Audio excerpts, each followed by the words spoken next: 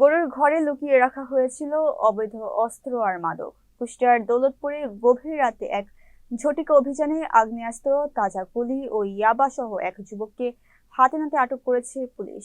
বৃহস্পতিবার দিবাগত রাত 2:30টার দিকে গোপন সংবাদের ভিত্তিতে উপজেলার ফিলিপনগর ইউনিয়নের বাহিরমাদি গ্রামে এই অভিযানটি চালানো হয়। দৌলতপুর থানার অফিসার ইনচার্জ খালেদুর রহমানের নির্দেশনায় পুলিশের একটি দল ওই গ্রামের বিপ্লব ভূঁইয়ার ছেলে বিজয় আহমেদের বাড়িতে তল্লাশি চালায়। তল্লাশিকালে তাদের গরুর ঘর থেকে একটি 1 শুটার গান, 5 রাউন্ড তাজা গুলি এবং 9 পিস ইয়াবা উদ্ধার করা হয়। এই সময় ঘটনাস্থল থেকেই বিজয়কে আটক করে থানায় নিয়ে যায় police. Officer in charge Khaledur Rahman জানান, আটককৃত যুবকের বিরুদ্ধে মাদক ও অস্ত্র আইনে মামলা দায়েরের প্রক্রিয়া চলমান রয়েছে।